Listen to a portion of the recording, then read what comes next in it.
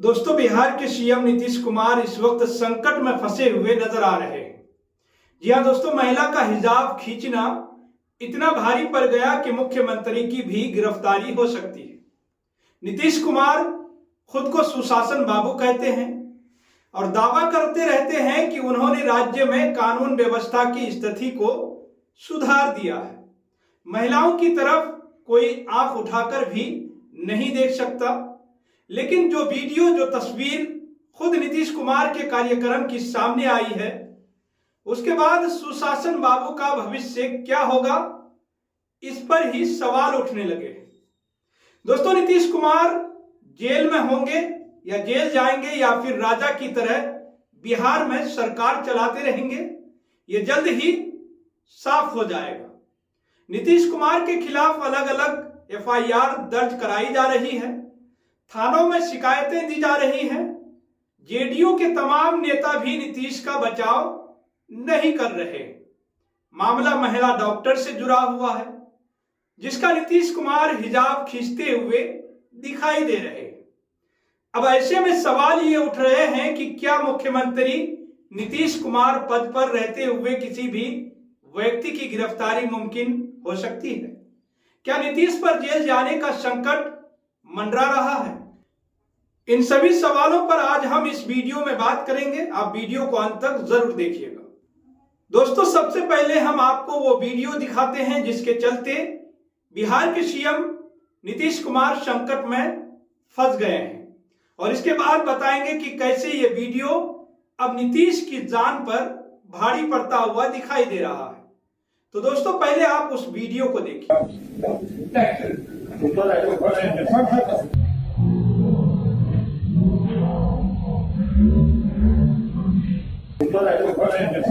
क्या दोस्तों, देखा आपने, ये सवाल नीतीश कुमार महिला डॉक्टर से पूछ रहे थे, लेकिन अब पूरी दुनिया नीतीश कुमार से पूछ रही है कि ये क्या है जी। एक मुख्यमंत्री इस तरह का बर्ताव कैसे कर सकता है? जिस महिला के साथ नीतीश कुमार ने ये अभद्रता की है, उसका नाम नुसरत परवीन है। उसका परिवार भी इसे लेकर नीतीश कुमार से बिल्कुल नाराज है। वो बात अलग है कि डॉक्टर नुसरत के परिवार की तरफ से नीतीश कुमार के खिलाफ कोई एफआईआर दर्ज नहीं कराई गई, लेकिन एफआईआर तो दर्ज हो रही है, शिकायतें दर्ज हो रही हैं और नीतीश पर संकट भी खड़ा हो रहा है। इस घटना के बाद नीतीश कुमार के खिलाफ 3 अलग अलग जगहों पर एफआईआर दर्ज की गई। इनमें से पहला एफआईआर सुमैया राणा ने लखनऊ के केसरबाग पुलिस स्टेशन में दर्ज कराई थी।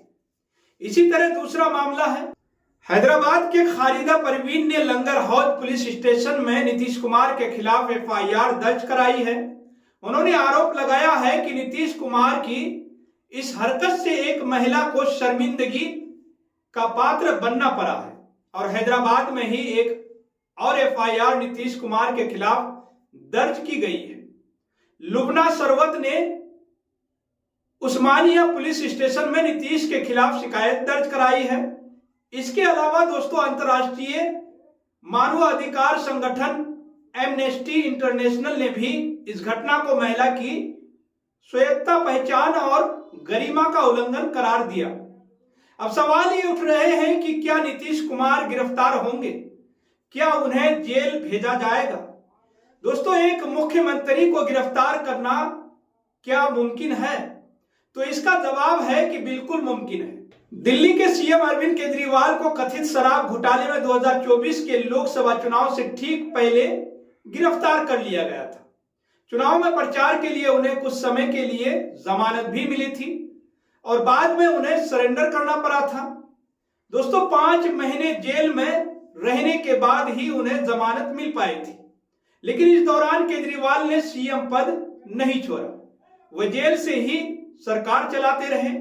दूसरा मौका झारखंड का था, जहां हेमंत सोरेन सरकार चला रहे थे, लेकिन ईडी ने 31 जनवरी 2024 को हेमंत सोरेन को मनी लॉन्ड्रिंग के मामले में गिरफ्तार कर लिया। गिरफ्तारी से पहले हेमंत राजभवन पहुंचे और उन्होंने सीएम पद से इस्तीफा दे दिया। हेमंत की जगह चंपाई सोरेन सीएम बन गए। सीएम बनाए गए। लोकसभा चुनाव के बाद 28 जून 2024 को हेमंत सोरेन को जमानत मिली और 4 जुलाई को वह फिर से सीएम बन गए। अब हेमंत सोरेन का मामला हो या फिर दोस्तों सीएम अरविंद केजरीवाल का मामला, दोनों को लोकसभा चुनाव से ठीक पहले गिरफ्तार किया गया था।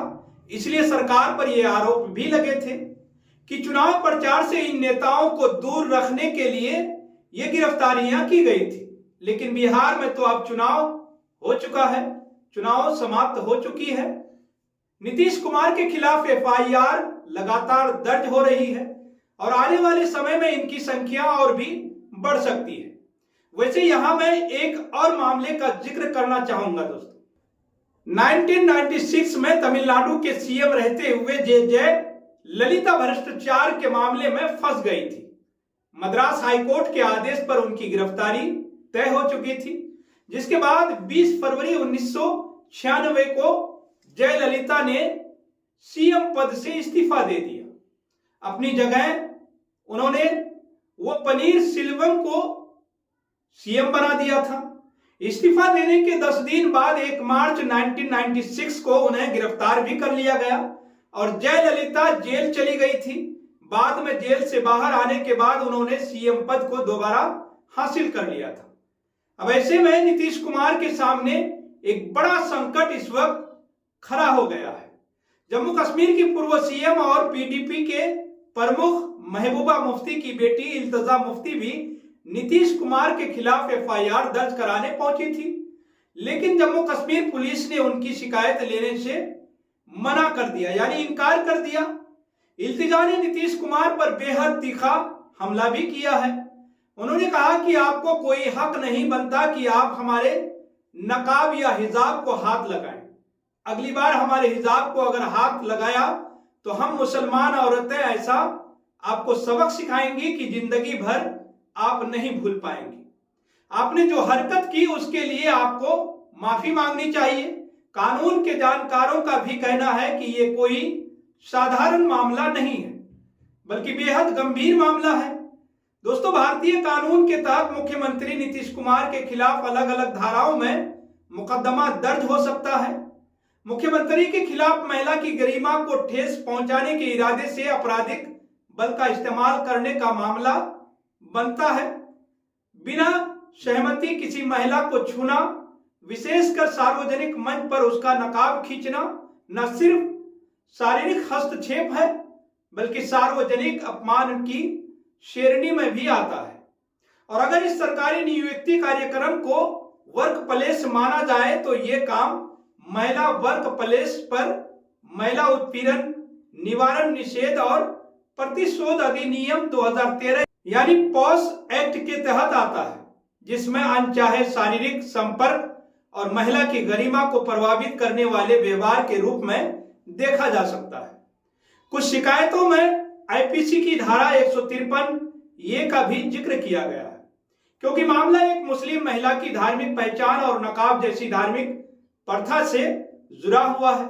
यानी नीतीश कुमार ने जो कुछ भी किया है उससे वो बुरी तरह से इस वक्त फंसते हुए संकट में नजर आ रहे हैं।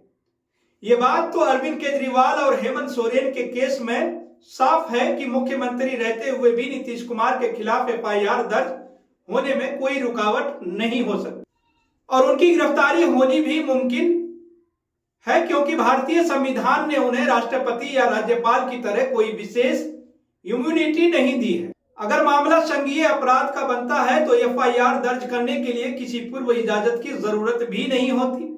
दोस्तों, सुप्रीम कोर्ट ने ललिता कुमारी बनाम उत्तर प्रदेश सरकार 2014 के ऐतिहासिक फैसले में यह स्पष्ट किया है कि संदेह अपराध की शिकायत मिलने पर पुलिस एफआईआर दर्ज करने से इनकार नहीं कर सकती है। यानी एक बात तो साफ हो गई है कि नीतीश कुमार पर गिरफ्तारी की तलवार तो लटकती हुई नजर आ रही है, लेकिन इसके लिए कोर्ट की इजाजत भी जरूरी होगी। विपक्ष इस मामले में लगातार नीतीश कुमार से माफी की मांग कर रहा है, लेकिन अभी तक नीतीश कुमार या फिर जेडीयू की ही तरफ से इस तरह के कोई भी संकेत नहीं मिले हैं कि नीतीश कुमार इस्तीफा देने वाले हैं। या वैसे ये कोई पहला मौका नहीं है कि विधानसभा चुनाव के दौरान भी इसी तरह की हरकत करते हुए नीतीश कुमार दिखाई दिए थे। दोस्तों 2 अक्टूबर को नीतीश कुमार भारतीय जनता पार्टी उम्मीदवार रामा निषाद के लिए चुनाव प्रचार करने मुजफ्फरपुर पहुंचे। इस दौरान मुख्यमंत्री ने अपना संबोधन दिया और फिर आखिर में रामा निषाद को बुलाया। रामा निषाद जैसे ही मुख्यमंत्री के पास पहुंची, नीतीश कुमार ने उनके गले में फूलों की एक माला डाल दी। आप करिए, लाइए ला।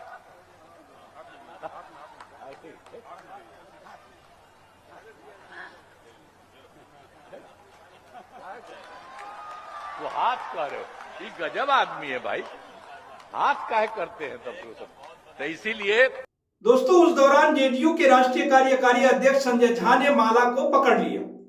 मुख्यमंत्री नीतीश कुमार को रोकने की पूरी कोशिश की। नीतीश से यह भी कहा कि माला हाथ में दीजिए, लेकिन इसके बाद भी सीएम नीतीश कुमार ने मुस्कुराते हुए रामा निषाद को माला पहना दिया। और बाद में संजय झा की तरफ देखते हुए नीतीश ये भी बोले थे कि हाथ में कह रहा है, गजब आदमी है भाई। ये मुद्दा भी सार्वजनिक मंच पर देखने को मिला था। विपक्ष ने सवाल तब भी उठाए थे, लेकिन उस वक्त भी कोई शिकायत दर्ज नहीं कराई गई थी। लेकिन अब नीतीश कुमार बुरी तरह से फंसते हुए नजर आ रहे हैं। अब ऐसे में देखना यह होगा कि क्या नीतीश कुमार के खिलाफ कोई कार्रवाई की जाएगी या फिर नहीं। तो फिलहाल आप इस पूरी रिपोर्ट को लेकर क्या सोचते हैं, आपकी क्या राय है? आप अपनी राय हमारे कमेंट सेक्शन में जरूर बताइएगा। और साथ ही दोस्तों, अगर आपने अभी तक केनी न्यूज को सब्सक्राइब नहीं किए हैं तो सब्सक्राइब जरूर कर लें और बेल आइकन को भी दबाना ना भूलें।